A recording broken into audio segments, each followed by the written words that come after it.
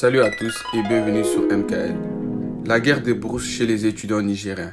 C'est ainsi nous entamons notre sujet avec une grande question. Pourquoi cette guerre ne finit pas entre la République nigérienne et ses étudiants, plus précisément l'organisation de banditisme révolutionnaire USN avec comme chef de file le bureau des enseignants-chercheurs sans recherche concrète? Depuis toujours, la mauvaise gouvernance nigérienne conduit les étudiants nigériens à la rébellion. De fait, si nous devons rappeler le contexte, nous pouvons en conclure que l'école nigérienne a toujours été écrite par des incompréhensions. Le ministère n'a jamais satisfait les étudiants et ces mêmes groupes de bandits ont développé une organisation puissante au fil du temps appelée l'USN avec la complicité des politiciens. Il faut rappeler que l'État a le devoir d'octroyer une bonne gouvernance à chaque Nigérien.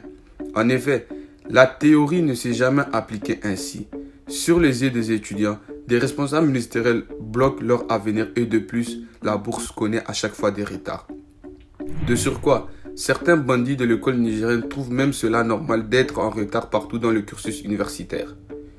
Ils sont tout à fait dans leur droit de parler, de manifester, mais leur crédibilité au sein de l'opinion publique commence de plus en plus à faire débat. D'ailleurs, on surnomme leurs revendications comme étant à caractère mendiant que de bourses d'études, que de bourses sociales au lieu de la réalité de l'enseignement sans avenir au Niger. Si nous prenons l'exemple de l'USN, les leaders syndicalistes trônent la révolution dans un système démocratique défaillant. Ils ont plus lu Sankara que leurs cours. Nous devons vous dire la vérité. Comprendre la provenance du blocage de l'éducation est très complexe pour nous. Mais de ce que nous savons, quand la gouvernance ne suit pas, le reste n'a d'ambition de fonctionner. Le cas des étudiants est très complexe. Dès leur entrée en fac, certains bandits écoliers viennent avec des envies politiques et non scolaires. Il faut pointer les inégalités effectuées par le gouvernement même qui prime plus de secteurs comme médical par exemple au détriment des facultés rêveurs comme les sociologues et les philosophes. En somme, nous avons une mauvaise gouvernance. Nous avons une mauvaise gestion dès le plus haut niveau de l'État. Des étudiants nigériens avec plus du Sankara que leurs cours. Et pour terminer, les inégalités effectuées par l'État au détriment de certaines facultés. N'oublions pas de rappeler la pratique inconcevable de l'enseignant-chercheur dans l'école nigérienne. Celui-ci, de l'obtention de son doctorat, il a plus tendance à chercher de l'argent qu'à enseigner les Nigériens. D'ailleurs, son enseignement dans l'école privée diffère avec l'enseignement public.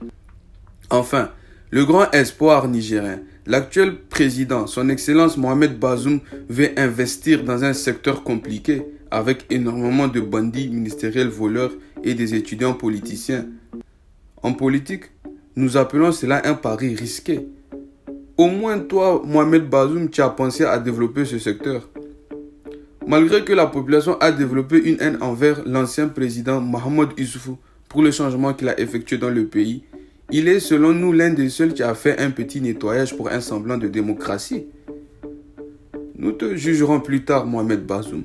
Pour l'instant, la population dit t'adorer et toi-même tu sais que tu n'as pas droit à l'échec. Nous te surveillons et bonne chance pour ce pari.